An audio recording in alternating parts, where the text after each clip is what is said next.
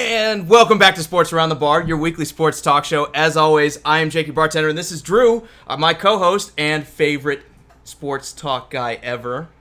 Thanks, man. Thanks for joining us. Today, we've got a lot to... No, you didn't mean that. But you don't get to talk. Oh.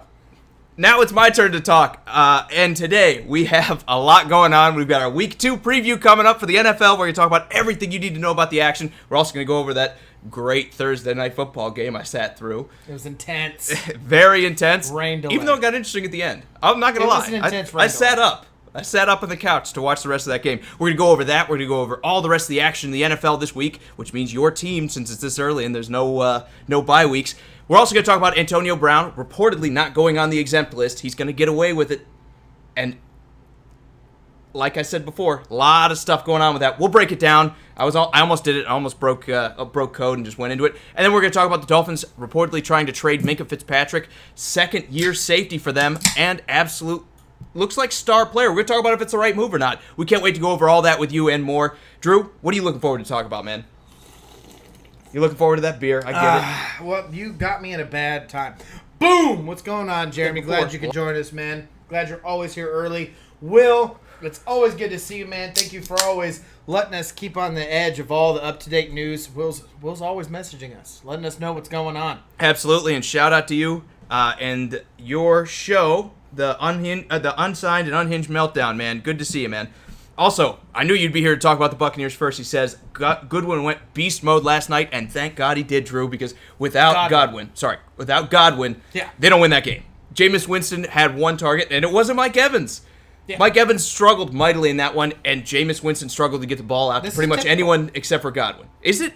Because he can get the ball out there. He'll put up 450 yards. Yeah, because I keep drafting him on my fantasy team year in and year out. So it's your fault. It is. It's all my fault. Ian's saying time out. How's it going? Ian? I think we're going. I think we're still going. I know, but he said time out. What does that mean? Does he want us to wait? Because we can go back. What do you got? Let's talk about the weather. How's it by you? We'll go into that. Frank, Eddie, not sure what you meant there. I'm glad both you guys are here. You're always great to have. Always around Sports Around the Bar. Absolutely. We can't wait to go into the rest of these games for the week. But first, let's talk about the Buccaneers, right? We got to talk about it. Ian saying Will saying Evans was double covered. Sure, but when is he not? Like, everyone knows Mike Evans is the dominator in this group. He faces more double coverage than anybody, like a lot of first receivers do. Still didn't perform. And I don't think it's on Mike Evans. I think whether it's Bruce Arians or whether it's Jameis Winston just being, like, playing scared, I think is the best metaphor. Because this is the contract year, and maybe he's a little gun-shy because he's saying, I can't have the turnovers. Because they're going to cut me, or they're going to go with someone else if I have the turnovers. That's holding back this Tampa Bay team. As crazy as that sounds. I mean, you can't have Jameis Winston throw for 200 yards this week, 190 or something like that last week against a defense he should have ripped apart in the 49ers. Or at the very least, he should have been able to throw on them. You need to maximize what a guy can do, and yeah, Jameis might turn the ball over some, but still, you're better off with Jameis trying to throw 400 yards than you are with Jameis trying to throw 200. Because for all that, for everything that happened in this game, and Cam Newton looking as bad as he did, the Buccaneers almost lost. And the reason they almost lost is because I feel like they were afraid to turn Jameis loose and just say, look, let's just go get it. Ian saying Tampa Bay's bad call on 2 timeouts at once. Oh, if that's what he meant, yeah, that was ridiculous. Yeah. First off, come on, Bruce Arians. Come on. How long you been in the league? Mistakes happen. It does, but you got to know that I can't call him back to back. You've been a head coach before. This is like something I expect out of Freddie Kitchens. This is not something I expect out of Bruce Arians, right? No, it was a bad mistake, but they survived it. They survived the safety they could have got away with. They survived a bunch of stuff last night because as bad as the Buccaneers kind of looked, the Panthers looked almost as bad. Dude, I'm not going to sit here and not talk about how the Bucs, the reason why that they did as well as they did is because of that run game. I mean, Peyton Barber definitely took over, started moving that offensive line. That's the reason why they can kind of get away from that passing downs and the passing places is the fact that they're running the ball. I mean, honestly, when you think about it, they have to have a run game. And they really got 2 backs back there. And I know Ronald Jones is not really shown a whole lot, but neither is Peyton Barber. No, and I don't think either one of them is particularly good. But I think you have to throw the ball at some point in time. But that's the great thing about their offense is they can throw the ball. They got to get that running game started and moving forward, and then you can finally throw the ball. The thing is, they never had to in that game, realistically. Right, and I'm kind of with Will, where he says that O-line and the running game is an absolute joke in Tampa Bay. I'm going to put most of it on the feet of the offensive line. A lot of these guys are pretty well paid. They're not. This isn't like a cobbled-together offensive line. They believe in these guys. And yet, year in and year out, they're somewhere hanging around 25th, 26th, 24th best offensive line in football. It never changes, man. It never changes. They have got to cycle some guys over on this offensive line, and I think that's where it starts. Whether you do something creative and you keep more tight ends home to try to free up the running game or something like that, you run more draws, you spread stuff out, you got to do something to protect this weak offensive line in Tampa Bay if they're going to be any good going forward. I just don't understand why you can sit there and say the run game was a joke. It worked. Barely. 23 carries, 82 yards. They had a touchdown in there. That's like the best they've had in like 3 years. But that's not like good, is the thing. Like when you look at every other team, I mean, it's about 4 yards a carry, right? They won? It's close. That's average. That's average in the NFL is 4 yards a carry. And it was against a good defense. Exactly. But it wasn't pretty. They looked a lot better on the other side than versus the other running back. So McCaffrey was shut down. So you're saying as long as it works, it doesn't matter? Is that what you're saying? I mean, no, it wasn't pretty. It definitely wasn't pretty, and I know a lot of weeks it's probably not going to work that way. What I'm getting at is it's not a joke. It's not terrible. They've actually succeeded in the run game. Is it where you want it? No. It's not like the Ravens run game by any means. You know, it's not like the Seahawks run game. But it's good for them. They've not been able to run the rock at all last year. Right.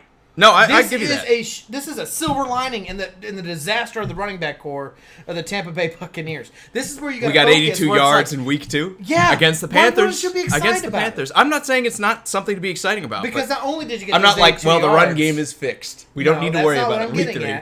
But you got that working for you. Okay. You won a game against, honestly, a team that's a lot better than you, and you won on paper. The way Cam Newton looks, I don't know that much even better, last year's record. Well, what, 6 wins versus 4? Hey, that's 2 more. Yeah, it is. It is, definitely. Also, to Edward's point here, he says, last play was trouble for the win. Cam is 6'6". Why not run him? I think everybody's saying that, and I think it's because he's hurt. I really do. I think even though the Panthers are saying, oh, he's fine, he's totally healthy, I think it's a lie. They lied about it last year when he injured the shoulder, and it didn't come out to the end of the season that he had that kind of injury. I think the Panthers don't want someone to get an advantage on them by saying, look, Cam's not 100%. I think that's the reason they're not running him at this point. He's run his entire career, so unless they flipped a coin and said, hey, we've used and abused Cam Newton from now, but we'll never run him again because we want him to have a longer career, which they're not. It's the Panthers. They don't care about shelf life. They've already showed that. Then I think Cam Newton is still hurt, and they're telling fibs. They're telling fibs saying he's 100% healthy. Thank you, Will, for streaming us, man. We appreciate it. Chris says Fitzmagic is gone. It is. It's gone. But I'm sorry. I have to say it again. The Panthers are a better team than the Buccaneers. Pound for pound in that roster, I think everyone agrees with you. I don't think there's too many people. They got a better quarterback. They got a better running back. Healthy Cam Newton is better. Right now, they don't. They have a better defense. Yes, by hands down. I can't argue that. By all rights, every spot, the Panthers are almost better, I would say, on defense. We both picked the Panthers to win this game. We did, and we picked them in the offseason, so we're 0 for 3 in that one. And when you can move the chains by running the rock, you have done something positive, because last year they weren't doing that at all. How many games? I don't have the stat in front of me. I'd love to know it if you guys can look it up. How many games did the Buccaneers have 80-plus yards last year running the ball? How many games? A couple at least. Because I remember Peyton Barber had a big one at the beginning, early on in the season, when they had Fitzmagic and they were spreading stuff out, and that's how he won the job. But probably not too many. I'll give you that. I mean, 80 yards, it's something, but especially against the Panthers, you can say we dominated a divisional foe who should have been better at stopping the run than that. It's still not something I'm like, oh, well, we can count on that going forward. Yeah, I think this is like a one-off kind of performance. You get excited about it and you focus a little bit more. Cody says coaching or continuity. Continuity, whatever that word is. Problems for the Bucs O-line or online. I think it's a talent thing. I think they just paid the wrong guys. They bet on everybody. Yeah, he meant offensive line. Yeah. Look, I think it's a talent thing. I think they bet on the wrong horses, and they've been kind of paying the piper for it. They haven't protected Jameis Winston since he's come into the NFL, and it hasn't gotten any better. And yet they've stuck with a lot of the same guys in that offensive line. I think they're going to have to change some stuff up. It's one of the hardest problems to solve. And even when you get a good one like Dallas or Tennessee has had in the past, the next year rolls over and you're not that good anymore. So it's really, really hard to have a consistent offensive line. Will says 4 games with plus 80 yards.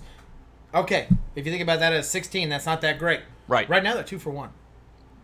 1 for 2. Yeah, exactly. My dyslexia got the best of me there. That's okay. 1 for 2. I mean, that's 50%. That's good. And Ian saying Cam was looking like he had mono out there. Can we talk about Cam Newton? Because I want to talk about, is it time to replace Cam Newton? Because I've had people asking that. He's dressing like he's ready for the retirement home. I think it was Austin. Yes, he was. That was, first off, Nothing surprises me from Cam Newton or Russell Westbrook anymore. I would wear that. When I see them, you already are. I'm pretty sure you were trying to imitate his motif out here. I just didn't wear my, Yeah, and the shawl. You left the shawl out. My scarf. Yeah. It was hot. Look, like I said, post-game, I don't expect anything out of Cam Newton. Just like Russell Westbrook, they're all going to dress crazy because I think they want the attention. Even though it's like you're a millionaire star athlete with the best player on your team, or at least with the most attention. How much more attention do you need? I don't know. I never understood that. And yet they're still dressing out there like somebody's ex, and they're trying to get on Instagram and stuff like that. It's ridiculous. And Absolutely. he says Todd Bowles is the reason they won that game. Good to see him back in the defensive coordinator rather than a head coach. He's one of the top in the defensive coordinator in the game. Do you believe that? I think he's a good defensive coordinator. Top. Time will tell. I think they played a great game. I think they did a good job frustrating the Panthers. But I think Cam beat them. Cam is the guy who beat the Panthers because there were so many open passes he missed where an accurate pass would have just gouged them. And he still threw for 333 yards, Drew. They had plenty of success. Yes, you can't point the finger at Todd Bowles because I've been complaining for how long saying Tampa Bay's defense is terrible. But I can't sit there and tell you I just did it. I can't tell you that Todd Bowles is the reason they won that game single-handedly. I think this is more on the Panthers than it is. It's an indictment on the Panthers offense than it is I'm saying. sitting here telling you that you do that more than me. We both do it. The Panthers have come up short on the offensive side of the ball. I mean, Christian McCaffrey not having any success. I think they sold out to the run, and they did a good job at bottling him up. And then Cam Newton couldn't find the open guy, regardless of what the yards say. If you watch that game, I get it was raining, I get everything else. He missed throws. He's not right. Yeah. Is it time to replace Cam? No. Are we getting there? Yeah. Here's what I would do. It's obvious he's hurt, okay? Yeah. Sit him for the rest of the year. See what you've got in Will Grier. If Will Grier isn't the guy, and Cam Newton, you start him next year. If you get the draft pick, you go draft a quarterback. If you don't, you sit back and wait. And that was different, not the same thing. You wait and say Cam Newton will get one more year fully healthy. We've given him another year to totally rest up. If he can't do it from then, he's getting older. He's a running quarterback. That's when you replace him. Right now, as things are, Carolina is not a legitimate contender, and even though they have a great defense, even though they have a great running back, even though their offensive line is serviceable at times, I get it, pass blocking, they're not the best, but they've tried to make changes. This team should be doing so much better than they are. They've invested in receivers, Drew. They have DJ Moore. They have Curtis Samuel. They have guys that should be making an impact, but they don't because the quarterback play has not been good enough. It's that simple. And it's, I believe, because of injury. But right now, Cam Newton has not been good enough. So I'm trying to remember this last year. I think it was 4th overall in the run offense. I think it was 16th overall in the passing game. And I think it was 10th overall in offense last year that Carolina had. We know, all of that was in the first 6 weeks when you had a healthy Cam. All right, so that's exactly what I'm getting at. Right. Is when you have a healthy Cam, you have a motor that's running positively. And that's why I'm saying give him another year. That's why I'm saying park him for this one. And I'm there with you. Give him another year. I'm there with you. I'm trying to put statistics behind it because everyone's saying, oh, Cam looks bad. Well, Cam's not healthy. If Andrew Luck played 2 years ago, everyone's sitting there and saying Andrew Luck no longer has it.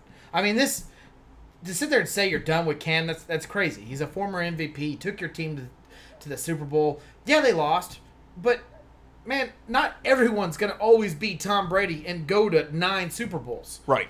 When's the last time Drew Brees has won the Super Bowl? Been in the Super Bowl? Was it 2011? Is he gone? 2010? Is he? Should they move on from him? Well, they've been saying that too, right? He's 40. Do we need to get the next guy? Even though they believe they have Taysom Hill. My point is that it's not that simple to sit there and say. See. That it's time to move on from Cam. You can't do it. You can't do it.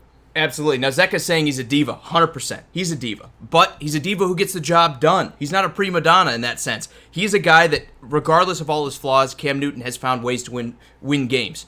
If you get him healthy, Cam Newton can still take this team to a Super Bowl if the rest of the team is right. And you have pretty much the defense. I still think they need help in the back end. I think their secondary needs a corner or two that can... They need a Josh Norman. And I know Josh Norman wasn't there for the Super Bowl run, but they need a guy like that can take charge and shut down somebody like Mike Evans single-handedly so you can free up some other guys in the secondary. They don't have that right now. If they get a guy like that, if they get a little bit better on the offensive line and they get one of these receivers to step up, even though DJ Moore, we like his progression. We like the way he's starting to look, catching all these passes. If they get one of these guys to step up and be a legit number one, this could be a deep run playoff team with a healthy Cam. So why are you putting him out there when he's clearly not right? Why are you subjecting him to this kind of a beating when his shoulder isn't right, when you're not going anywhere? I mean, it's just it's a recipe for disaster. What have we learned from watching Houston, from watching Andrew Luck, from watching even going all the way back to the Texans and David Carr? Don't let your quarterback get mauled 24/7 or he's going to break down. It seems like they're putting Cam Newton out there, even though they're not running him. They're putting Cam Newton out there when he's not 100% healthy because they want to win now, because Ron Rivera's job is in jeopardy. Yeah. Have enough maturity as a GM, as an owner, to go into this and say, I don't care. I'm going to rest my star quarterback and let him get as healthy as humanly possible so we have a chance to win a Super Bowl. Yeah. Sorry, that was me going too far into it. No, it's great, man. I just want to get to some of these comments. Austin says he doesn't know if it's injury or mental fatigue from injuries or losing, but he isn't Superman anymore. I think we completely both agree that he's just banged up.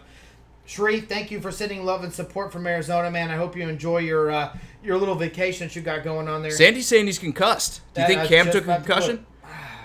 Sandy, you might be right. It might be a concussion, but I think it's the shoulder. I really do. And if you're making a joke saying about it's because of his wardrobe, well, we've seen him do this in the past. This isn't the first time Cam Newton's dressed up crazy. It's just the worst so far. Edward says it's not him. He actually needs better receivers. He's not on board with DJ Moore and Curtis Samuel. I mean, well, they've spent on him. And I get it, Funchess is gone, but Funchess wasn't highly regarded. And you don't have to be highly regarded to be a good receiver, but he's still got Greg Olsen. I mean, is it long past due from when Cam made Funchess and Kelvin Benjamin look like top-end receivers? Well, he didn't. Kelvin Benjamin was hurt that year, remember? Kelvin Benjamin got hurt, and then they took the Super Bowl run. Hold on. When Kelvin Benjamin hit the scene, Cam was throwing to the ball a lot. Early, and then they had all the success when Kelvin Benjamin got hurt. The Super Bowl year. No, I know. I'm just talking about before that. He made him look legitimate. It kept Kelvin Benjamin's career a lot longer because how he succeeded. What's the difference in those guys between Curtis Samuel and DJ Moore versus Kelvin Benjamin and Devin Funchess? What's the overarching difference between the two of them? In my opinion, the ceiling. It's the size. Well, I think it's the ceiling. Devin Funchess is huge. Kelvin Benjamin is huge. DJ Moore is not. Curtis Samuel, I think, is 6'1", 6'2". We're not talking about monsters here. We're talking about guys that are somewhere around the NFL average and are more speed receivers. They wanted to be a more dynamic offense, and we criticized them, right? We're like Tampa Bay, the Carolina Panthers need to get more dynamic in the wide receiving group. They tried to do that, and it hasn't worked. Were we wrong saying they need to focus on different types of receivers? Potentially. But when you don't have an accurate passer in Cam, and he's not Drew Brees, we need to be honest here. He's a guy that can make something happen with his arm, but more than likely, he's going to make defenses kind of step up to stop his running game first, and it's going to generate space. That's where your big receivers can go up in that single coverage and catch the ball. Cam is not going to go thread the needle, and catch DJ Moore on a slant route that's going to take him to the house more often than not. Yeah. Sharif, thank you for loving the shirt, Will. I am dressed for success. There's no doubt about it. Jordan, good to see you, man. It's always good to have you here. He is asking, who do we think will win the Super Bowl this year? That's a huge. It's week 1, man. Cut me some breaks. Well, week 2. Okay. So the Patriots have won 7 out of 12. Would it be out of character for me to say they might win it? Now that Antonio Brown is there and they have Josh Gordon back for the next 10 weeks till he gets caught again and everything else. I hope he doesn't. I really do like Josh Gordon. And again, Josh Gordon to me should be on the field before Antonio Brown should be. If you're gonna go with that, but when I look at this, Drew, I gotta say Patriots. Just the short answer is the Patriots. It's the safe bet. I know I'm copping out here, and you're gonna say Chiefs because that's fine. They could, right? Yeah. They definitely could. That was the best game. Somebody wants in, but she ain't getting in. There's a reason we locked the door. When you talk about this game, Drew, that's what all these guys are here to see. My daughter. Absolutely. Dude. Super Bowl. I know. I'm thinking. I mean, obviously the safe bet's the Patriots, but my heart. And then anyone out of the NFC has a chance of going. But my heart says the Chiefs, man. I mean, anything short of a Super Bowl appearance and winning it, I think is a failure for the Chiefs organization. When you have someone like Patrick Mahomes that just threw for 5,000 yards and 50 touchdowns, you expect a Super Bowl. So, to be honest, Jordan, it's the Chiefs, and I think you're going with the Patriots. Bill, good to see you, man. He says, how much for the Dallas Cowboys can? It's not for sale. It's too close to our heart. But so are all of them. It's not just Dallas. I was about to say, fair distance from the rest of them. Yeah, I was going to say, man, if you want them, I think you can eBay them. I think I saw them on there for about $3 a piece. We got these when they came out. Yeah. So I don't even remember how much I paid for them. I think it was 17, 16 maybe. The Bud Light hasn't done it in a while. I know I'm not supposed to talk about it. All I know is I got 3 cans, just normal Bud Light cans that I could actually drink. That's the first time that I bought a I don't even remember how many. It would have been a 34 32, right? Did more come in there? I don't know. Was it 32? 32 teams. Was it about 35? 36? Was it 4 cans I drank? They gave you 4 you could actually drink? Yeah, that's the first time I ever bought that much beer and did not drink all of them. The long and the short of it is, if you want one, go onto eBay. You can probably get it for about $3 a can per team. So if you only want Cowboys, it's a cheap alternative. If you want the entire NFL, that might cost you.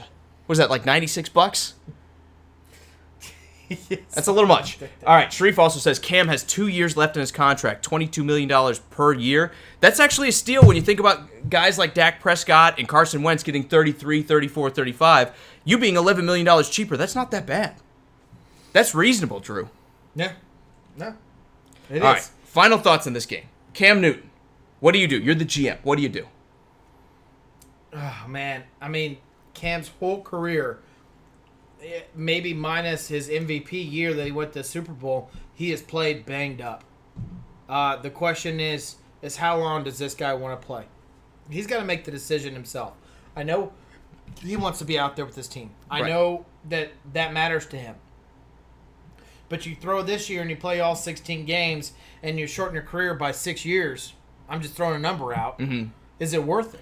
Because you're not winning the Super Bowl this year. Well, I don't think it's on Cam because players want to play. Players always want to play.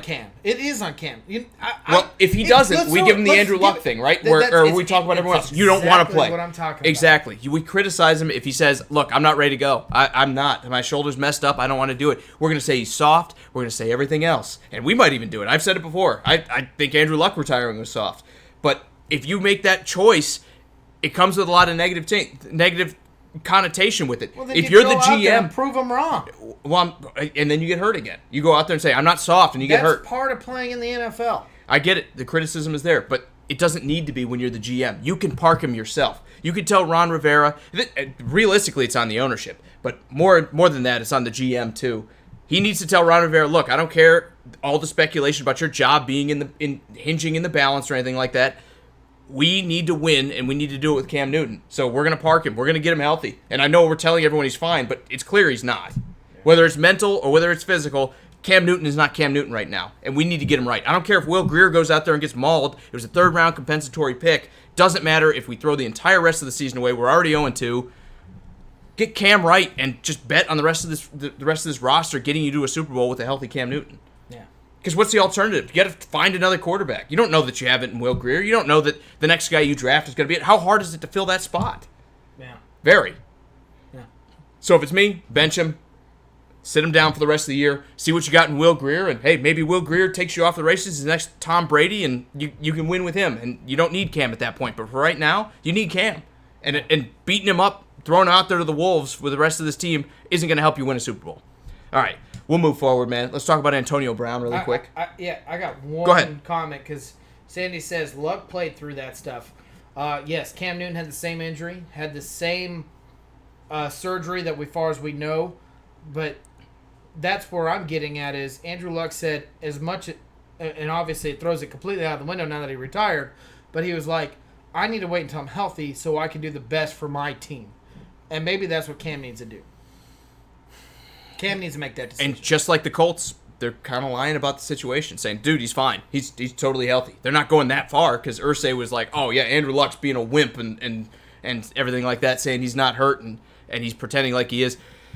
The Panthers don't need... And Sandy's saying that Luck's retirement wasn't soft. It was smart. Well, I'm not saying it wasn't smart, but I still think it's soft. Remember, football, we idolize the guys who put the team over self, and Andrew Luck, when he came out and said, I told myself the last time I got hurt that next time I would choose me. That's not something a team player says. A team player doesn't say, I'm choosing myself over the team. No, don't get me wrong. Sure, the guy got $50 million in the bank at least. Yeah. He's 29. He's in incredible physical shape, and he has a name. He could do anything he wants with his life. So there's some aspect to that. But there's a reason we love Tom Brady. There's a reason everyone respects Tom Brady, whether you like him or not. because he's the guy that it doesn't matter. I'm here to do the job. I'm here to win. I'm here to sacrifice my team. I'm not the highest paid quarterback. I'm like 12th on the list or 10th or whatever it is. It doesn't matter to Tom Brady. He just wants to win. That's why we remember guys like Tom Brady, and that's why we're always going to talk about Andrew Luck, like the guy, what could have been. We'll never talk about him like he was a great. We're going to talk about what could have been with Andrew Luck. Yeah, no, I'm right there with you. And Sandy, I'm with you too. Andrew Luck was a badass. But we got to get in this schedule. We got a lot of games on our plate that we got to talk about. We absolutely do. Really quick, Jordan, good to see you, man. I know we talked about who's going to win the Super Bowl with yours. Good to see you, though. Going into this, Antonio Brown is not likely to be on the commissioner's exempt list. You can't get me from talking about it, Drew. Just real quick, if this is another team, does Antonio Brown sit out with all these sexual assault allegations out there on him?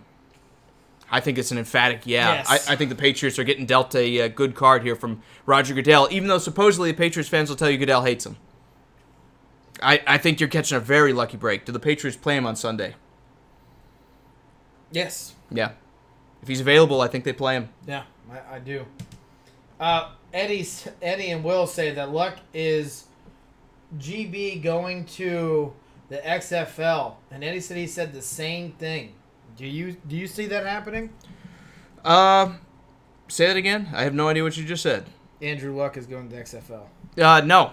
He's got it in his contract that he can't compete with the NFL. I know his dad is involved with the XFL, but there's no way it happens. It can't contractually. He's not allowed to compete against the NFL, which is, again, at least it's contractual, and he signed it, and he got millions of dollars to it. College players are doing that for free, and I'm not cool with that, but I am cool with it if you're going to be paid $50 million to sign a non-compete clause.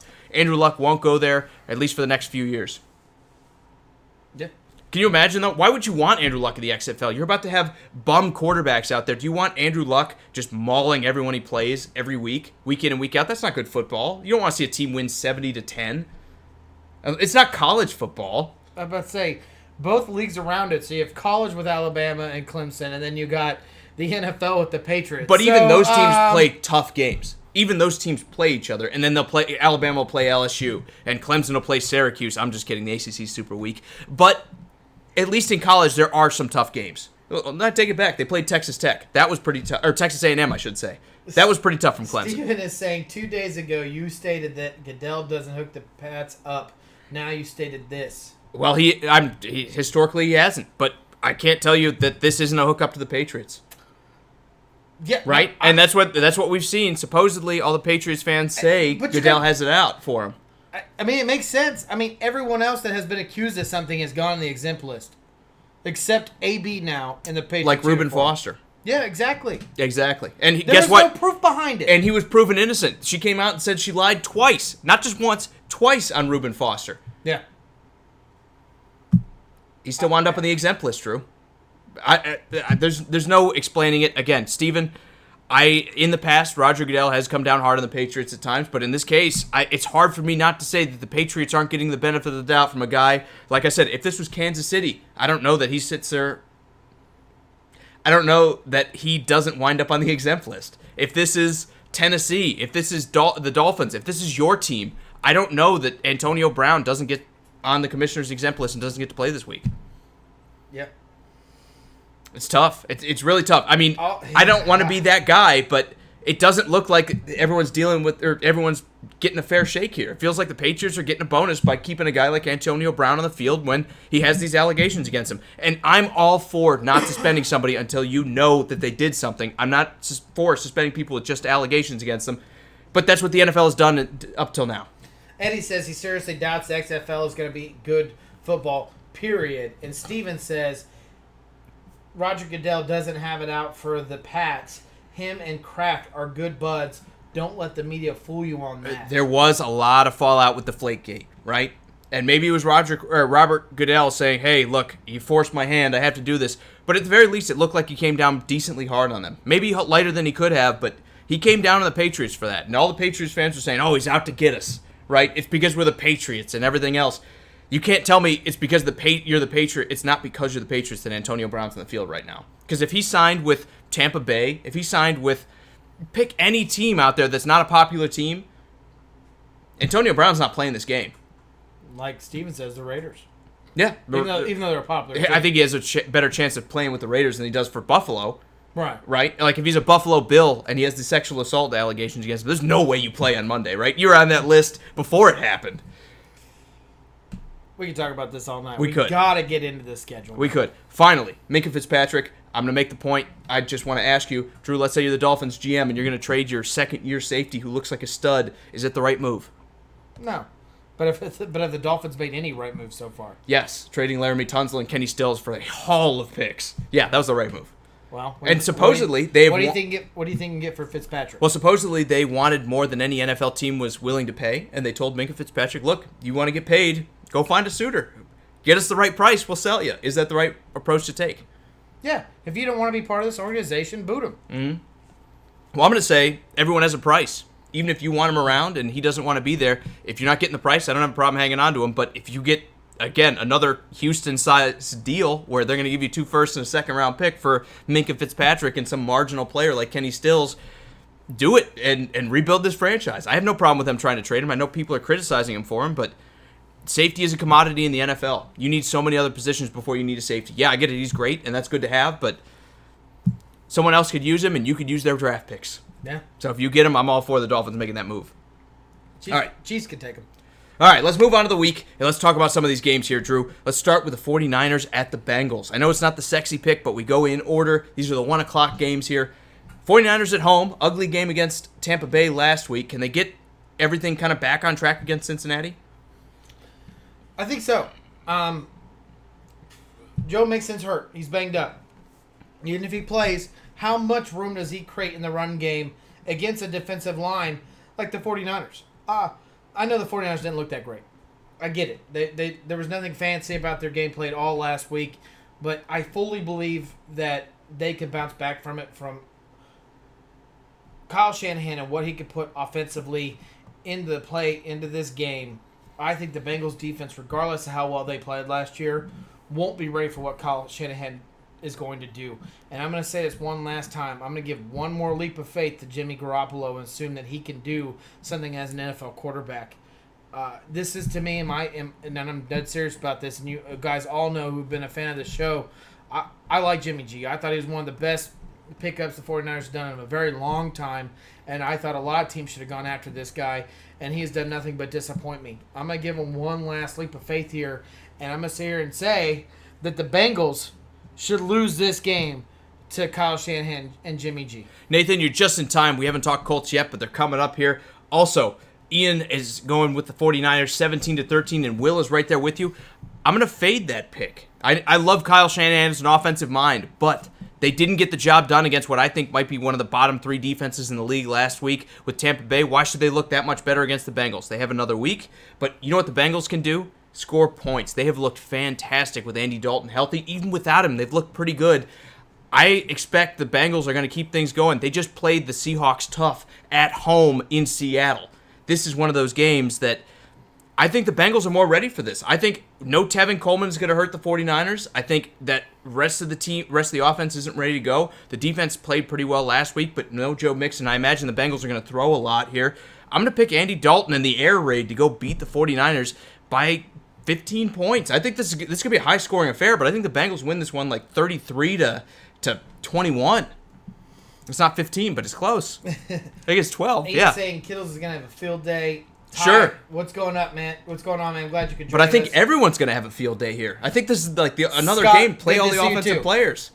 Well, it's a good possibility. Maybe not the 49ers because they looked rough against Tampa Bay. And that's why I'm going to go with the Cincinnati Bengals here. One last leap of faith of Jimmy G for me. They just played the Seahawks really, really well. And I'm not saying give up on Jimmy G if they lose this game, but I am saying, I'm not saying that the Bengals' offenses look great. I'm done picking him as a winner in games. Yeah, that is definitely a hard thing to go with. Scott, good to see you, man. Also, let's go into the next one. Let's do it. So you're going 49ers. I'm going Bengals. I'm going to stick with the show pick. We're saying the Bengals win this one. You're going off the reservation a little bit, Drew, and saying I got a lot of making up to do. I went 9-6-1. You went 11-4-1. I got some making up to do. I got that 2-game cushion, so I can go wild this week. Let's talk about the Chargers and the Lions here. Let me go wild and say the Lions are not going to win this game, but it's going to be close. I think the Lions are going to challenge a team that likes to let these guys hang around. They might be a little embarrassed that they let that big lead slip away against the Cardinals, and they tied in week 1. I also think they might smell blood in the division. with Green Bay and the Vikings going at each other, the only two winners from last week, and the Bears down one with an interesting matchup against the Broncos, they might say, hey, a win really sets us up in this division. I think the Lions are going to keep things close. I'm still going Chargers, though. Yeah, I'm also going to stick with the Chargers. And all you fantasy players out there, which I'm pretty sure all you guys are, I believe T.J. Hawkinson is going to have another big game in Week 2. I just don't know who on that defensive side of the ball for the Chargers is going to keep up with a linebacker-wise, like they don't have anybody. I know Exactly. Thomas Davis used to be a guy that could do something like that at 36 or 37. I'm going to bet on young T.J. Hawkinson to have a good week. They'd utilize him a lot. we're starting him. Yeah, we are. Not yet, but we're going to make the switch. I'm all for it. I think T.J. Hawkinson's going to be great here. I think Kerryon Johnson's going to be great. If you look at the way the Colts ran the ball with Marlon Mack, yes, they have a better offensive line than the Lions do, but Kerryon Johnson is still a more talented running back than Marlon Mack in my book. Look for the Lions to run the ball early and often and test this Chargers team. Maybe shorten the game a little bit. I think the Chargers win this one, but it's going to be 29-26. It's going to be 28-23, where the Chargers let a team like the Lions hang around, and maybe the Lions upset them. I'm going to say keep this game on your radar this week. We'll move forward, and we'll talk about the Packers next. Now, Ian's taking Detroit. Will's taking the Chargers. We're kind of splitting a little bit, but Ian said Lions 12-4. Do you still feel the same way after the tie? Obviously not, because you got to be 12-3-1 for that one. Ian, do you still have faith in them, even though they didn't kind of close the deal against the Cardinals? I think he has faith in the Iowa tight ends. Let's go into the next game. We got the Vikings hosting the I take that back. Green Bay is at home. Green Bay is hosting the Vikings. I don't have that in front of me. I'm going to go completely You got different. the cans right there. I thought you were a professional. I don't know what those cans mean to me. They're on the back You side. set them up. I see purple and green. What does that mean to me? Anyway, is it Joker? Anyways, moving forward. I'm going to go against what we decided on the offseason. The offseason, the show decided to go with the Packers here. I'm actually seeing a positive side of the Vikings, man. That defense played really well last week, and they obviously completely focused on the run game with only Kirk Cousins throwing 10 times. But let's not forget, he completed 8 of those passes. And that's 80%. That's above average in the NFL completion rating. Sample size, Drew. Sample size. It does not matter. It's still 80%. It helps in the long spectrum of it all. I believe that this is going to be a game that the Vikings are, again, going to dominate the run with Dalvin Cook. I have said this for many years. Ever since Dalvin Cook came into this league, this guy could be the leading rusher in the NFL. If he could stay healthy, man, the way he ran that rock, I think he's going to do it again against his Packers defense. I get the Packers defense looked really good against the Bears, but it ain't the same kind of offense that the Vikings have. Right. I believe that Dalvin Cook is better than any of the running backs that the Bears have, and I also believe that their wide receiver core is hands down way better than anything the Bears have. Ian's sticking with the Lions. Also, Nathan is going chalk, saying the Chargers are going to win that game. Eddie's taking the Vikings in this one, though. And Ian's saying Green Bay wins in a boring game, 9-3. I think this is going to be a game where we learn more about what's going on in the NFC North. Last week, we saw the Green Bay Packers go after a Chicago team that adamantly said, we're a passing team, we're going to throw all the time. They use those great new defensive ends in both of the Smiths. We need to come up with a nickname for them. Smith Brothers. Exactly. Preston and Zadarius Smith harassed the Bears' passing game last week. So did the rest of the Packers' defense, but especially those guys. Fantastic performance. The Vikings ran the ball a lot last week. I wonder if they're going to do it again. We're going to learn if Green Bay can defend the run, if they can slow down Melvin Gordon, and we're going to learn if this defense is legit, because if they get beat up by Dalvin Cook, everyone is going to have the blueprint on how to beat the Packers going on from here on out. If they don't, if they shut down Dalvin Cook, all of a sudden we're gonna give this Packers defense a lot more respect. We're going to say if they shut down Dalvin Cook and they find a way to limit the run, even if Kirk Cousins has a big day, we're going to say this defense has what it takes to play both styles of football. They can play the pass and they can play the run. Even if they lose this game, yes. I'll give you that. If they shut down Dalvin Cook. I'll give you that. Then again, we're going to learn a lot about the Vikings. If they're just able to overrun another team and just crush a defense with Dalvin Cook, we're going to say this might be one of the best running football teams in the game. Especially with this offensive line and all the questions they've had. Or the reverse, Kirk Cousins comes out and throws on a team that just shut down the Bears in a better offensive line. Even though they've got more weapons in Minnesota, they don't have the offensive line to throw the ball the way the Bears do. I think we're going to learn a lot in this game. I'm going to take the Packers. I think this defense is legit. I'm willing to bet on it. After what I saw last week, I think they're going to go harass Kirk Cousins, and they're going to get him to make a couple mistakes. I'm going to say it's close, but I think the Packers win this one in like a 23-21 struggle. Look for Aaron Rodgers to have a better day. I think they score more than 10 points, too. Yeah, I'm not with Ian in the boring game. I think this is actually going to be a high-scoring game, to be honest with you, like top 20s. I think Kirk Cousins is going to throw the ball around 25 times. I have a beer slushie. It's like a brick in here. That's the best part. Oh, yeah, that's iced down. To be honest with you, I think this is going to be a great game. I think this could be possibly the game of the week. We do have one that's down the road that's going to be a little bit better than this one. But Chiefs-Raiders. Yeah, absolutely. But this is going to be a good game. I really truly believe that. And I'm also going to say that I think the Vikings have a good possibility of winning the North. With the way the Bears came out, the way the Packers came out, this Viking team has a lot going for it. If they can keep Kirk Cousins upright and that offensive line looks good. There's a reason. I think they only threw it 10 times. Sure, it's because they didn't need to throw it, or they didn't trust Kirk Cousins. One of the two. They don't pay the man that much money. And then, well, I don't know. They might have been like, "What did we get into?" Who knows? Hey, the moral of the story is the they ran last week. Can they do it again? And we're going to learn a lot about these teams. It is one of the bigger question marks of the week. I'm going to go Packers. I'm going to stick with the chalk. I'm going to stick with what we said. At home, I'm going to say they win by a couple points. Mine's perfect. Well, I'm glad. I'm certainly glad that you can drink yours and I can't drink mine. I'm glad I gave that one to you. Want to trade? No, not after you put your nasty lips on it. All right, we'll move forward. We'll talk about the Titans and the Colts. This time, we're playing this one down at Nissan Stadium here in Nashville. Oh, it's been, 11 straight games with Andrew Luck. I know Titans fans are at the very least glad they don't have to play against him this week. Can Jacoby Brissett repeat what he did against the Chargers? Because the Chargers aren't slouches. More than that, can Marlon Mack repeat what he did against the Chargers? Because I think that was the key to that game. I think Marlon Mack ran the ball for almost 200 yards and multiple touchdowns. He's not doing that against a defense like Tennessee that's big and is physical, regardless of what his offensive line looks like. I think if they get 100 yards, they call that a bonus. I think Jacoby Brissett's the guy who's going to have to beat Tennessee. Jonathan is saying Minkah Fitzpatrick to the Philadelphia Eagles. Oh, that would be great for Philadelphia when you look at the way the secondary played last week. Yeah. When you let Case Keenum throw for that many yards, I would love to do it. But I don't want to trade all my picks away to make it happen. Yeah. No, I don't see Brissett having a game like he did last week. I think this Titans defense is a very stout, good defense. As far as Marlon Mack goes, it's all about that initial block up front. I don't think it really relies on Mack. I think it relies on what this offensive line for the Colts can do against that defensive line and linebacking core that the Titans are going to be throwing at them. If they can both have good ones. If they can sit there and get those initial blocks, and you see Marlon Mack hitting the second line of that defense, I think the Colts have a very good chance of possibly winning this game. But I'm not going to say that. I think the Titans, regardless of what they see offensively, it doesn't make a huge difference.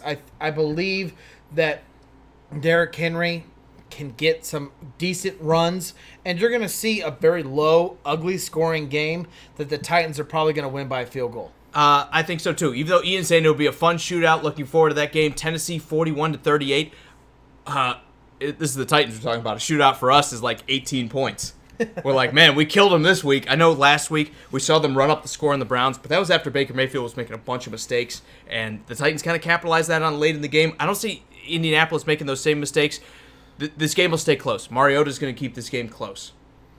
Jonathan, no, we have not talked about Philly and Atlanta. We are going in order. If you're tracking us, we're right here, Philadelphia. We're actually not talking about them tonight because it's Sunday night. We'll be back on Sunday to talk about them. Yeah. But, Jonathan, if you want to preview it, the Battle of the Birds, they both have good rosters, and one team played a great half. This is always for the whole of last week. This is one of my favorite matchups every year is when Philly and Atlanta play against each other. I agree. We're going to talk about it on Sunday, though, in between your Sunday afternoon games and your Sunday night game.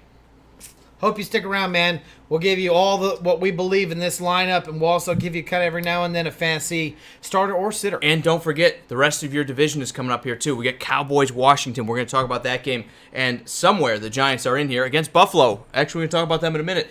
So even though we're not talking about your team specifically, there are a lot of stuff going on that's going to affect your team going forward, too. Let's talk about the Patriots and Dolphins game. There's not a lot to say here.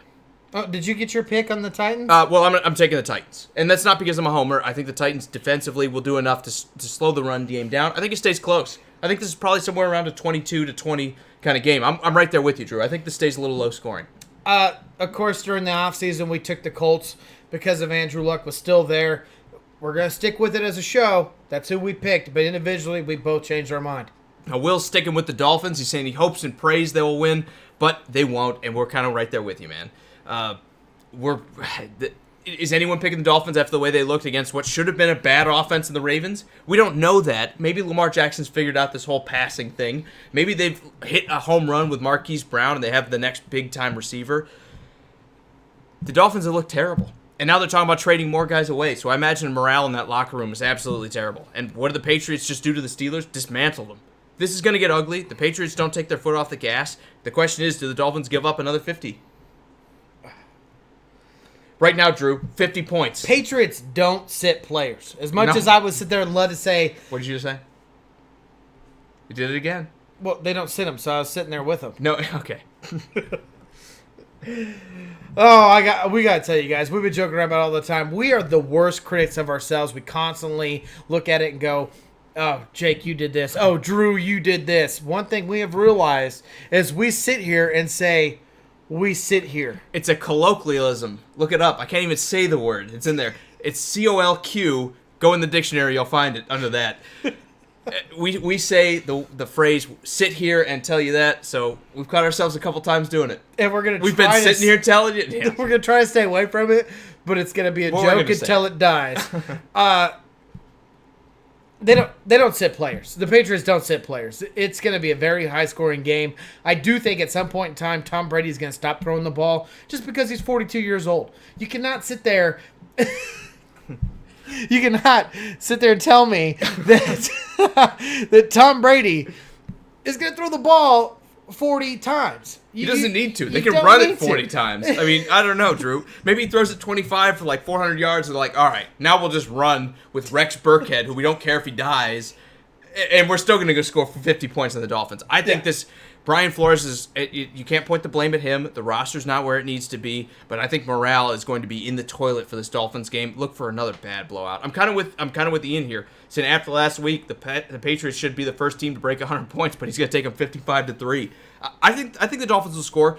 If you're a Dolphins fan, I know it's tough right now, but what you need to watch in this game is, does Preston Smith, this what was he, like an undrafted free agent, and now he's looking like a number one wide receiver, can he look like that again? Can we see 80 yards and 6 or 7 catches out of this kid so we have something to build on? Whether Minkah Fitzpatrick sticks around, no matter what you do, look at Preston Smith. If he succeeds, at least you got something to build on. Oh, man. Jonathan, don't worry about it, man. We don't care if we get off topic, man. As long as you're commenting, we will try to give you as much as we possibly can. We do have to skip some comments just in the basis of moving the show forward. Ian says that's why everybody watches, for those kind of sayings. All right, we won't shy away from them. How about that? We'll sit here and tell you anything you want to hear. Will says he's here in a wheelchair, and I find sit there and tell you offensive.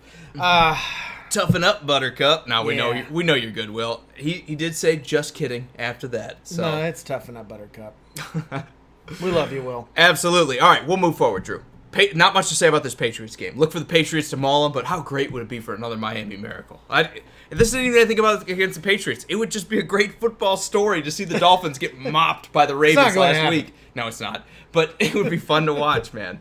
Absolutely. Ian saying Miami could go on 16. To be honest, I would love to know what Vegas is doing if Miami wins that game. Just like what the payout. Probably making a killing, because who is picking Miami right now? I mean, maybe there's guys fading it. Maybe there's guys taking that, like 10,000 to 1 odds.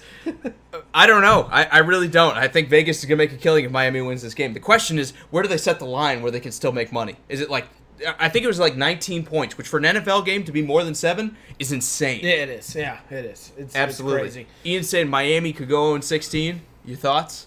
Did they steal one? No, I think they get a game. game. They play Buffalo and the Jets. I think they'll steal one. I think they'll get a game. Sorry, Buffalo fans. They play the Jets. They'll steal one. Yeah, they'll figure it out. All right. I keep on forgetting. It's the Giants are hosting the Buffalo Bills. I'm going to get this it's on the bottom, Drew. You Yeah. set it up. You should know. Dude, I read your list. I know, list. You forgot already. That's okay. All right, we'll move forward, man. We're going to talk about this Giants-Bills game because you were saying this could be a close game. You're like, I guess I'll take the Bills to keep rolling. I'm like, this is Bills all the way. We just watched this defense hold the Jets with Le'Veon Bell, even though we don't love their receivers, to 16 points and overcome a deficit. I think the Giants are going to get absolutely mopped. They just let Dak Prescott look like a Hall of Fame quarterback against them. This defense is not good. Josh Allen should be able to take advantage of that. Look for John Brown to succeed. Look for Cole Beasley to have a better game than he has, because I don't think they have Alec Ogletree. Beyond that, they don't have a lot of great linebackers there in New York. I think they're going to have a ton of success in this game offensively. This is going to be the game where we're going to talk about Buffalo like they're a legit contender. We're going to overbuy them, but we're going to talk about it. I'm still taking the Bills, but the reason why I'm sitting there telling you it's going to be a close game is they still won a game by 1 point. They still gave up 16 points to arguably a lesser offense than the Giants have because of Saquon Barkley and Eli Manning. Regardless of how you sit there and look at Sam Darnold, Eli Manning has done a lot more in his career so far than Sam Darnold hopes he'll ever do. So that being said, you have to think the Giants are going to put up more points against this Bills defense. Yeah, they looked really good. Yeah, they're probably going to be one of the best defense, top 10 probably at the end of the year, just because I believe that defense can do that good. Mm-hmm. I don't sit there. I don't say, God, I'm only going to do it forever. I don't say it. You say it all the time. I have to believe that this New York Giants is going to put up more than 16 points against the Bills defense. Yeah. Because the Jets did. Sure. So that means the Bills are going to have to keep up with them. Okay. But I still believe that the Bills can beat them. Did you see what Dak looked like last week? And Dak's got better receivers than Buffalo does. But Buffalo has a couple weapons now. Even if we don't love them, we like them, right? We like the John Brown addition. We like the Cole Beasley coming in. The Bills are in a better spot offensively than they were last year. They're going to kill the Giants. And the Giants will score. I think we might see 6 overall pick Daniel Jones play in this game too. And I wouldn't, because I think Buffalo's defense is not the game you want your rookie quarterback to go out there and have to throw against. But that would be a great thing to see, is if he plays the fourth quarter or something like that and lights up the Bills' defense. Even if the game is over, at that point you know what you have in your quarterback. You're like, okay, maybe we need to reconsider Eli Manning. So I've decided that you need to stand next to me, so I can sit so there you're not and say, you can't stand there. there. Did it again. That's okay. All right, Will saying for 10,000 to 1 odds, he would put $1 on the Dolphins. Put a 10 on it. I need you to stand. Put a 10 on it, Will. Make $100K off that.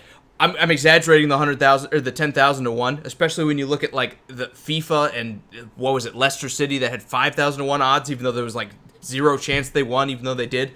10,000 to 1 is like incredibly long. Vegas would never give that. But look at it, man. Maybe it is the game that you put a couple bucks on and see if you could make a fortune just betting on an NFL game. Just don't take the line, because I don't think the Dolphins will cover 19 points. Steven says the Giants are in the upset. Saquon runs wild in this game. But Ian's saying Bills by 10.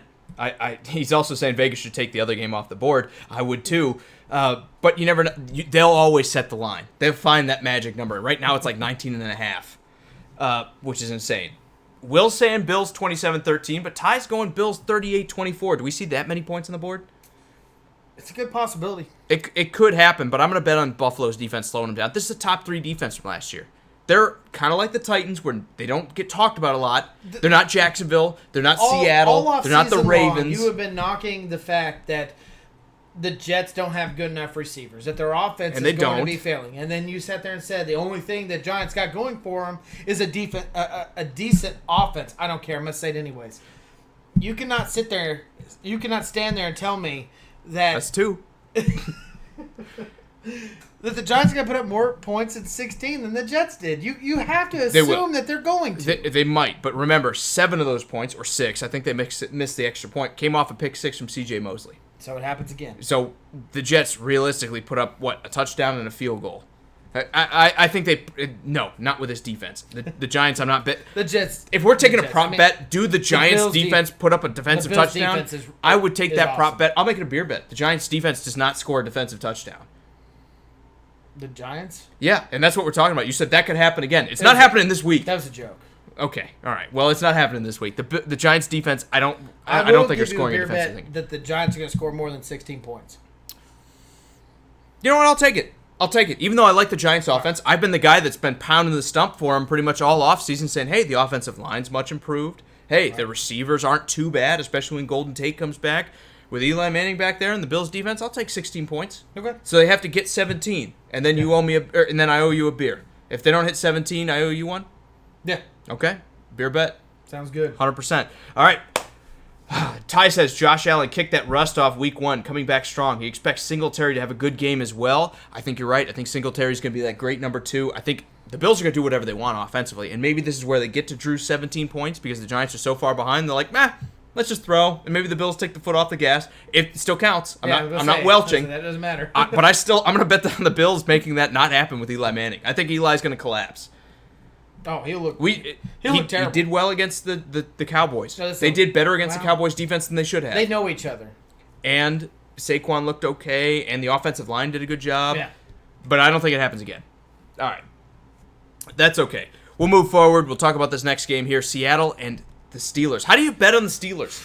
After what we saw week 1 against the Patriots, how do you bet on this team? I'm sorry, Ian. I know they're your boys, but that was ugly. Can you take the Steelers in this game? No. You already did. Oh, wait, no, you didn't. Sorry. No, I didn't. Sorry. I forgot you followed me on this one. I did not follow you. Well, you followed me on all of them.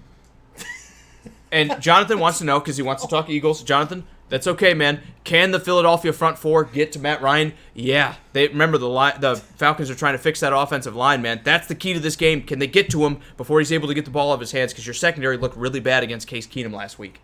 And they've got a lot more weapons in Atlanta than they do in Washington. So the matchup there to watch for Philly and the Falcons, not to spoil Sunday Night Football, is what is this front 4 going to do? Can they get to Matt Ryan before he's able to get rid of the football? Ian said the Steelers won't lose this home opener, getting blown out by the biggest weight around the neck. Steelers 33-24, but Will says the Seahawks in a blowout 34-9, and Ty is also saying Seahawks all day. One thing to go ahead. I was just gonna say during the offseason we did pick the Steelers to win this game. I got to backpedal. I'm going to go Steelers here. Remember, one thing that you know that might keep this game close. Last week, despite the score, they did not let the Patriots run the football against them. Go look at the stats. Sony Michel had like 23 rushes for like 50 or 60 yards. Not a lot of success. They managed to bottle up a team that runs the ball very effectively in New England. Seattle is much more one-dimensional in the fact that they want to run the ball. I think the score stays low because the Steelers are going to go take away that running game that Pete Carroll is married to out there in Seattle. And I also think that the Steelers will at the very least challenge the Seahawks defense that struggled against the Bengals.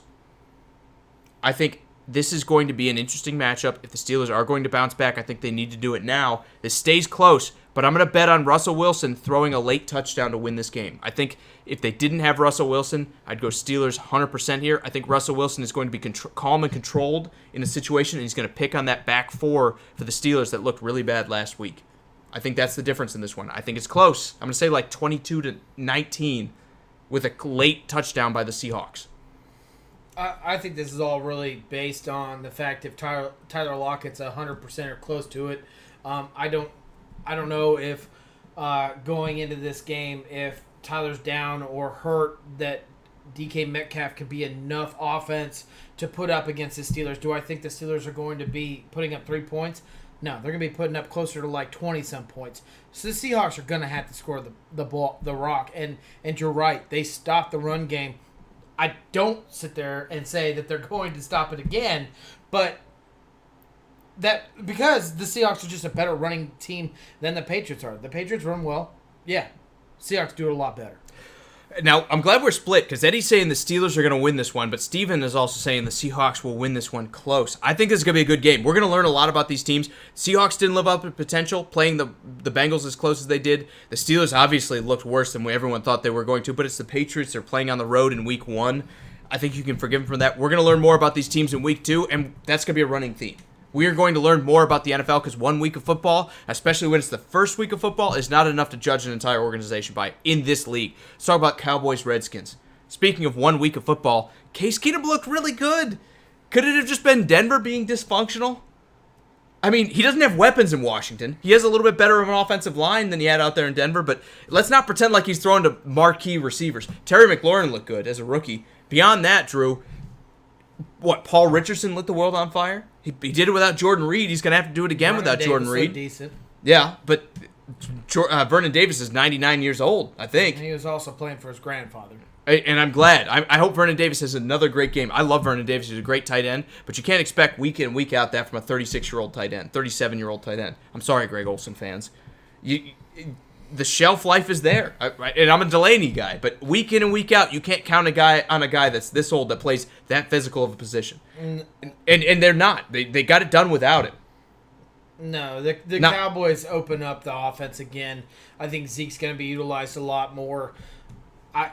To be honest with you, I think the Cowboys are going to win this game pretty easily. I think what you saw out of the Redskins last week was just kind of like a prove it that we're still a legitimate team, to try to make ourselves, hey, we're not the weak team in the East that they think we are. Right. We're actually a legitimate team in the NFL. But this Cowboys team, what they showed last week, I don't really see it stopping. I don't think they're going to throw the ball as much as they are. I think Zeke's going to get a heavy load because they finally have another 2 weeks of practice with him. And Zach Brown is gone. Yeah. He's out there in Philadelphia. And this is the Cowboys all over the Redskins. And you guys all know Redskins is my second favorite team, but I don't think See, Jonathan, I worked him in there. I don't think that they dominate this game. I think it's going to be a blowout. I think it's going to be something like 34-10. I don't think it's a blowout. I think it's going to stay closer because I think the better defense than the Giants are. I think they're going to frustrate Zeke. I think this could be back on Dak. But I think Dak's going to get the job done. He's looking for the contract. He hasn't got it yet. I think the Redskins are going to struggle against a passing attack that had a lot of rhythm in week 1. And they struggled against the Eagles when they started throwing too. Even though they don't have necessarily the same kind of speed that Deshaun Jackson does, Amari Cooper knows how to go deep. We've seen Michael Gallup look really good in this passing offense. They got Randall Cobb. They don't have the corners to match up with this. They got Josh Norman. They don't have the rest of the secondary to match up with this. I got a question for you. Is Adrian Peterson worth the start in fantasy? If you're thin, 100% with Darius Geis out with a knee injury again, I'm going to say start Adrian Peterson. Chris Thompson, also worth a look if you're not a great team. If you need a guy that can fill in, they're very good options. But if you've got a good roster, don't bench somebody good to play Adrian Peterson this week. Yeah.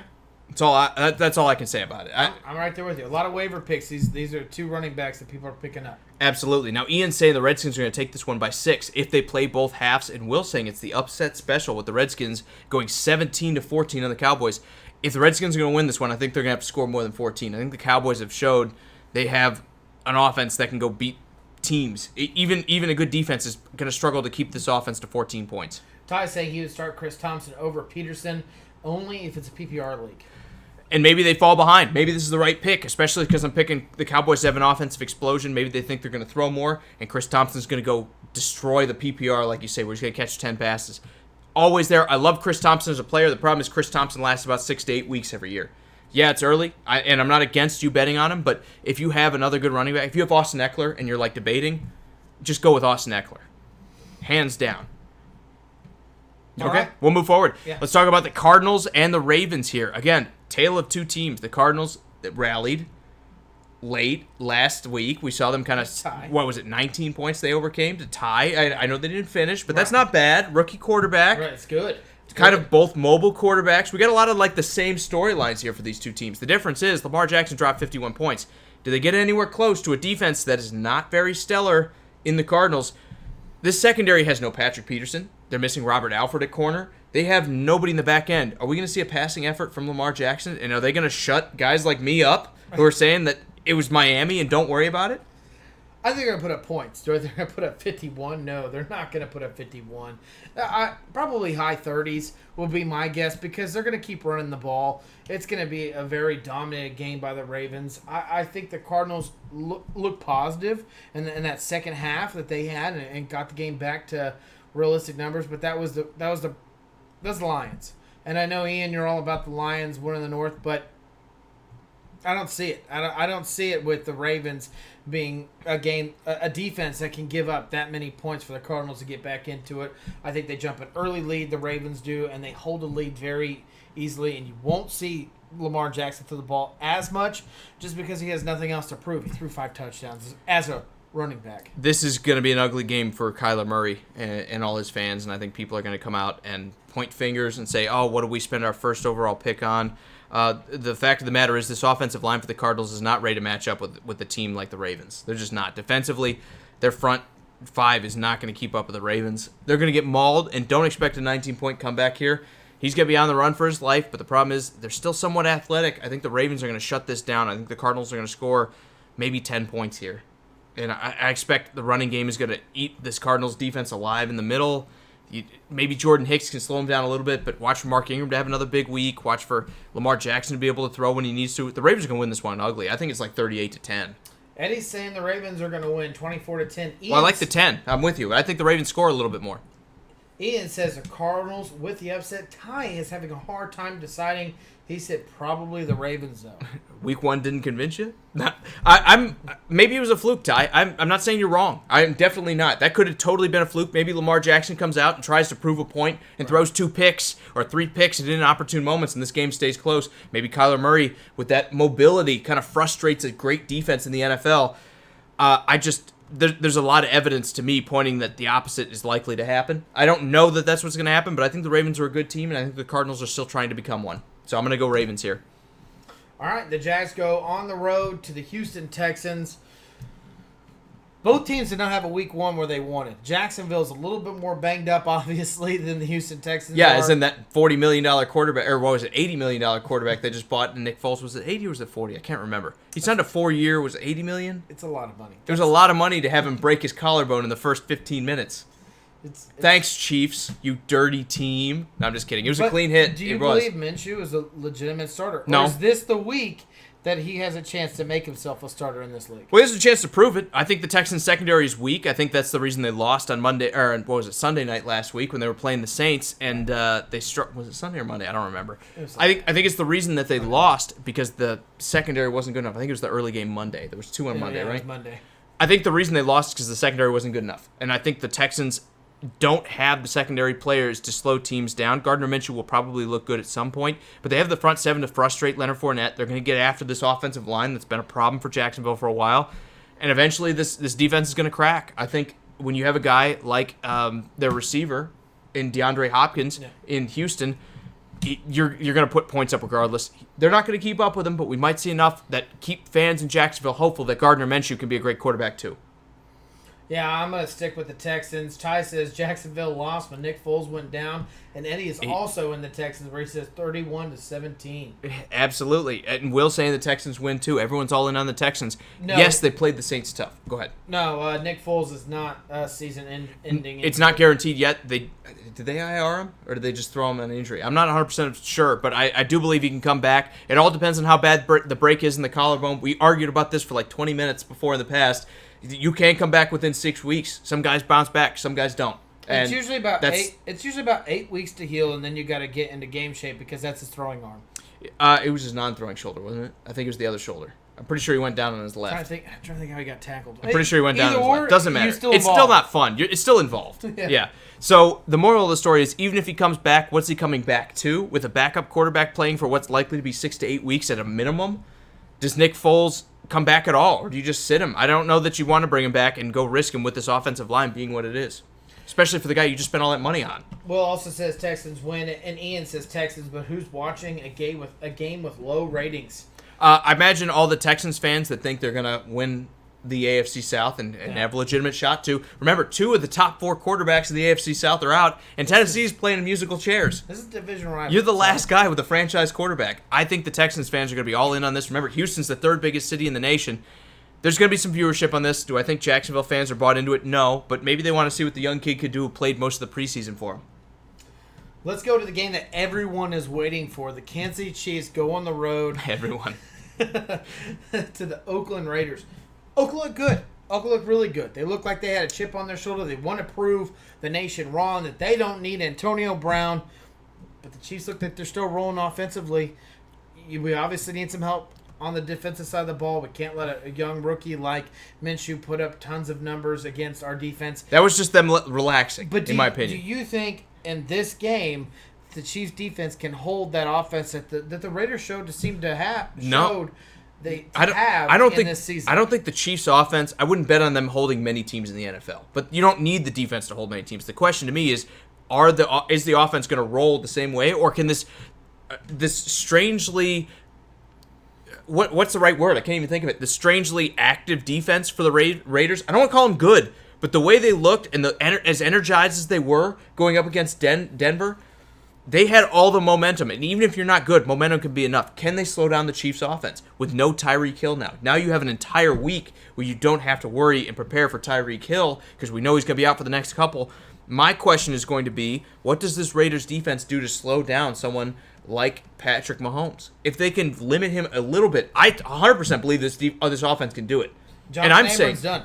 And I'm saying and he played well. Yeah, and I'm saying bet on every offensive player in this game. It's a shootout. I think the Chiefs aren't going to be able to hold this Raiders team down forever. Even if they get out in front, the Raiders are going to go put up points. Fantasy-wise, if you have Tyrell Williams, and if you don't, and he's in your free agency, go scoop him up. Yeah. If you have Darren, was it Waller? Is that right? Their tight end? I'm drawing a blank here. Scoop him up, too, for the Raiders. Bet on any Chief you can get a hold of this week, even if it's Sammy Watkins, even if it's Mecole Hardman. Maybe not in season long if you're a good team, but if it's daily, I think Mecole Hardman's a fine pick. Bet on these guys to score a lot of points. This is going to be like a 50-45 game. 50-30. Maybe Oakland goes way behind and then they score late, but I think there's a lot of offense in this game. Steven has been waiting in the shadows just for this game. He has been. He's ready to attack you, I think. He is already attacking me. He's sitting there saying the Kansas City Chiefs suck. And Ian, who I have disowned and is no longer a valued viewership of Sports Around the Bar, says the Raiders at home 27-20. Listen, guys, you're both smoking crack. And I prefer you guys not to do it while you're watching our show. I'm not going to judge you for your personal life, but I can't allow this anymore. We're a drug-free area, so if you don't mind, are you done with the dare speech? There's a little button down there that says "Stop Viewing." I don't hit that, please, for the love of God. I expect both of you to hit that button until you become clean. No, to be honest, the Raiders looked really good. My question to Steven was, how long does the motivation of the world's against doesn't think we can do it, they're against us because we lost? Will is in that traitor camp against you, too. He says Josh Jacobs goes beast mode. He didn't say they win, but he says Josh Jacobs goes beast mode in this one, too. I've left Will. I like Josh Jacobs, too, by the way. I left Will a long time ago. Okay. You guys are all hurting my feelings. Now let's see what Ty has to say. He says Carr is not going to outthrow Mahomes. I think he thinks LaShawn McCoy is going to be big in this passing play. Of course, Kelsey and Watkins, but he likes Shady when he's healthy. Now, that is something we haven't talked about. Even though he didn't do the receiving work, we saw Damian Williams pick up a lot of that. LaShawn McCoy was hands down the better running back. The difference that I think this game is going to have is what can these linebackers for Oakland do? Can Brandon Marshall, who we didn't see as much last week, and Vontaze Burfict, who we saw a lot of, and almost the heart and soul of this defense, frustrate this Chiefs offense a little bit? Because if they can do that, if they can get in their face and they can throw Patrick Mahomes maybe out of rhythm a little bit, maybe I'll give you the chance that the Raiders have a chance here. But I'm not brave enough, man, to bet on it. I'm not brave enough to say the Chiefs are going to lose this game. I got to go Chiefs here. I think it's high scoring. I think the Chiefs might score 48 points, but I think the Raiders score like 39. I'm going to say this is one of the highest scoring games we're going to see in this early part of the season. They've hurt my feelings. I know. No, I'm joking. I would love it if the Raiders won, though. Honestly, I would love to just come in here and gloat that over you all Sunday. That would be so much fun. You're telling me they're winning the Super Bowl, and I'm going to come in and be like, we counted the Raiders out. Why is everyone against me? Is it because we're Super Bowl contenders? It's the shirt. Nobody likes the shirt. And it's because you hit on that great of a quarterback that young. It's just not fair, Drew, okay? Jake Locker, Patrick, not Patrick. Marcus Mariota. It's not fair. Vince Young, it goes back. It's not fair. I've had 3, you've had 1, and you got yours, okay? It's not fair. That's okay. No, to be honest with you, I think it's... We'll just play defense and lose. I think it's been a very high-scoring game. I don't really see the Chiefs stopping anybody defensively, but who can keep up with the Chiefs? There's very, very small amount of offense that can keep up with Will, way to drive that dagger in there, 27-24. If you have Antonio Brown, I think Raiders. it's a little bit different, but you don't, and I don't see it happening. I'm sorry. Absolutely. All right, Ian says, shout out to the Oakland cop who saved a life in the parking lot last week. I agree with you, man. Oakland is still a tough place to play. We're not going to go into the fans. We're not going to go into that. The team can't control that. The team can only control what they do on the field. I think this is going to be a good game. And Will saying the hate is now on you. Finally, it's been lifted off my shoulders. What a weight. Gone. All right, we'll move forward. Nobody cares about the Chiefs and Raiders, except Steven cares about the Raiders and what they do. Nobody else cares about it. We're not worried about them. We're worried about what are the Broncos going to do this week when they go and play the Bears. The key in this game is, can Matt Nagy get off that stump of, we're a passing team, we throw the ball, it doesn't matter, because that's how the Broncos are set up to beat teams. They want to let Von Miller and Bradley Chubb run wild against passing offenses.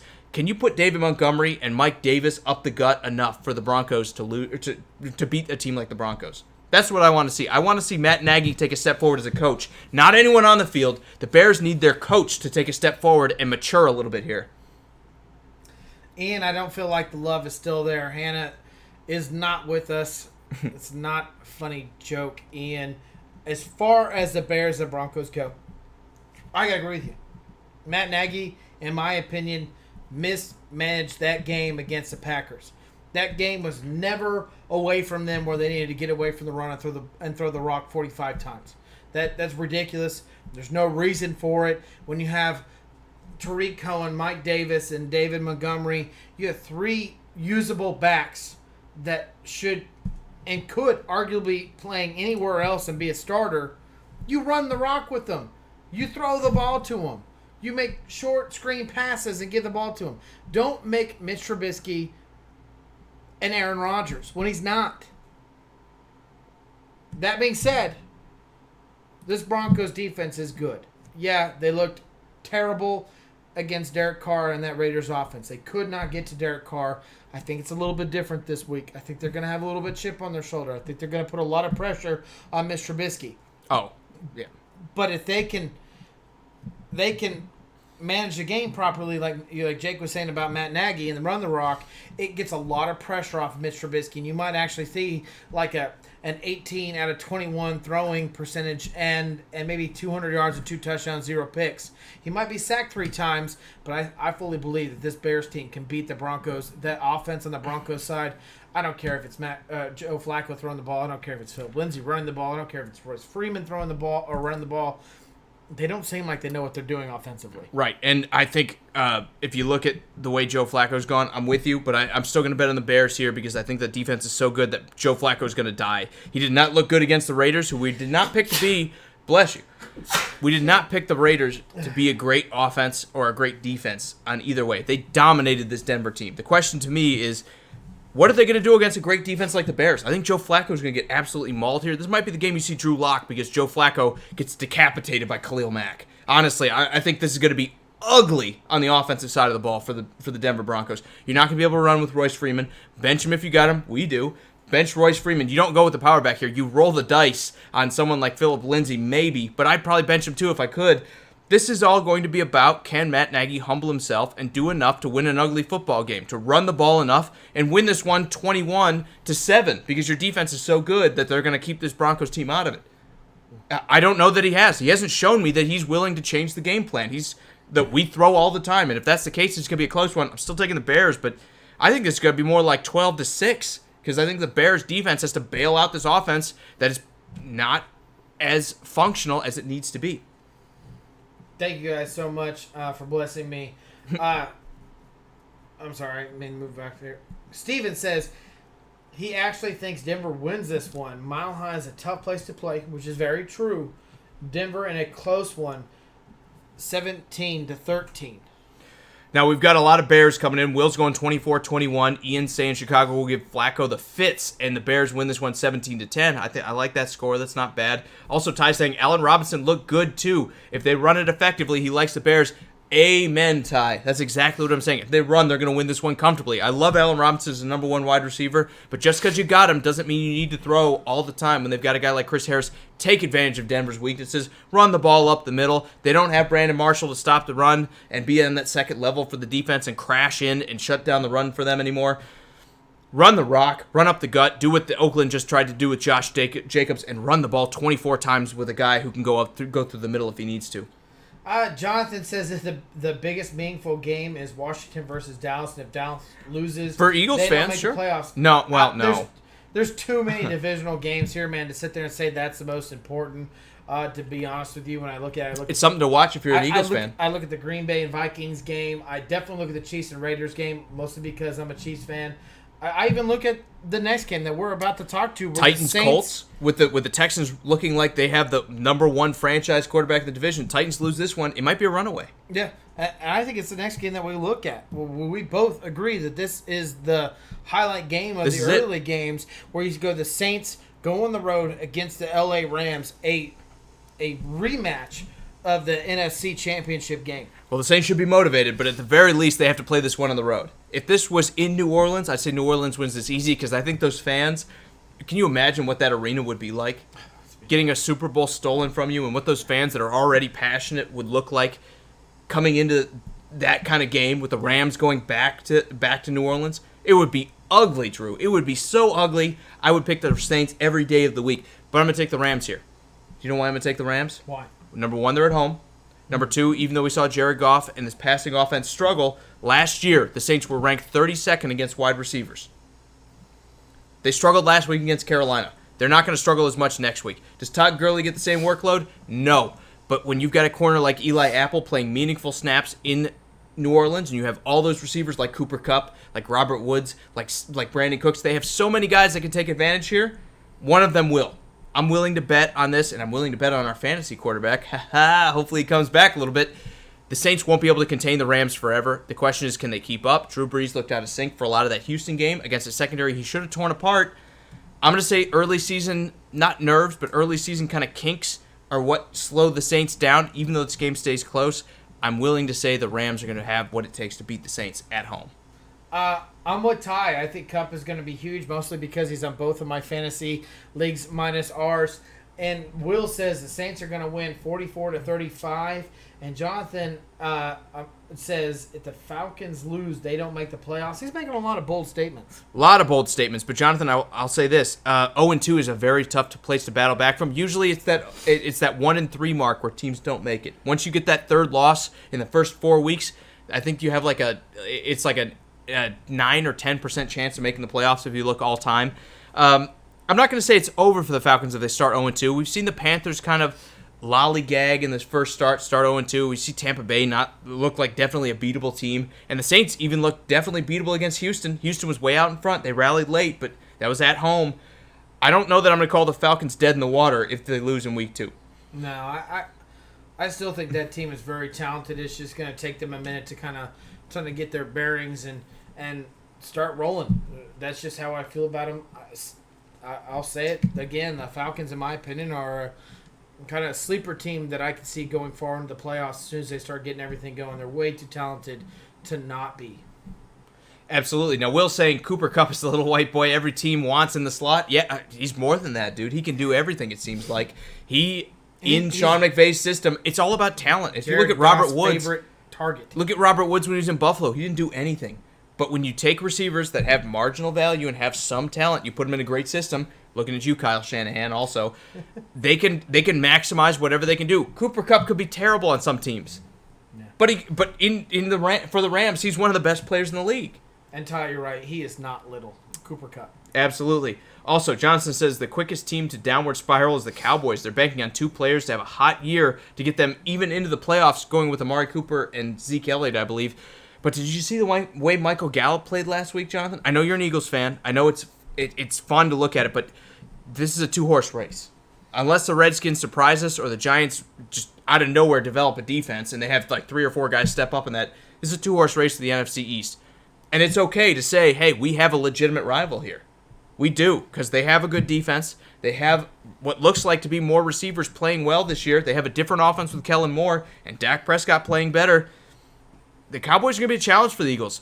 But that's not necessarily a bad thing. If you can beat a challenging rival, it can set you up. You want to have those teams in your division, unless you're the Patriots, and then you just want to cruise the Super Bowls. So I'm going to stick with the Saints in our off-season pick with the show. I'm saying the Saints. The show said the Saints. You are going in a different I'm gonna go Rams. direction. And Ian's kind of with you, says there's going to be about 20,000 Saints fans, so home field isn't that big. Maybe they travel, maybe they don't. I look at this game. I think the Rams fans are going to get up for this too. This team just went to the Super Bowl. It's realistically a game that your fans should be involved in. If we're going to see this succeed out there in LA, this LA experiment with 2 teams out there, this is the kind of game you got to sell out. And you got to keep your home fans in there. I'm curious to see what the crowd looks like. I'm going Rams. They have too many receivers for the Saints to stop. The Saints, let's face it, didn't look very good against the Texans, who are a playoff team, but came up way short against an Indianapolis team last year too. They're not world beaters. This is gonna be a close matchup. I'm gonna go Rams. Maybe it's a flyer. I'm gonna go Rams. All right, got a last comment for week 2 and the early games. Do you have anything that you want to do a final dagger into these games? Any final thoughts in this game? So we're going to learn a lot more about every team in the NFL by what happens. There's about 3 or 4 key matchups: Steelers-Seahawks, Vikings-Packers, Saints-Rams for sure. Watch out for those. But I want to see what the Bears look like. I want to see what the Chiefs and Raiders look like. I've been the guy saying watch out for what the Chiefs look like without Tyreek. And I also want to see what Miami can do to rebound. I think there's so much to prove this week. We're going to have a better grasp on what's going on this year with what week 2 looks like. Because now we have a trend. We don't just have an outlier with 1 week. Right. My final thoughts is it's a Patriots and Dolphins game. It's do we see Josh Rosen? How bad's the murder? I think at some point in time, if the score is up, you throw Josh Rosen in there and he starts for the rest of the season.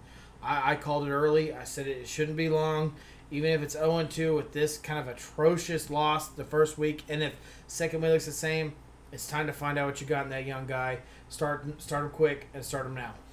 All right, Drew, we got some special thanks here, guys. It's been a great show. I had a lot of fun. We can't wait to be back on Sunday. We'll be a little more succinct, I promise. We'll be a little bit quicker on Sunday. We won't hold you up for Sunday Night Football. We're going to make quick. But for now, we are going to do special thanks here. Catch us next Sunday. In between the action, we're going to start at 6:45. We're going to go up to Monday Night Football. Yeah. And, his beard definitely thawed out because it's hot. Mm-hmm.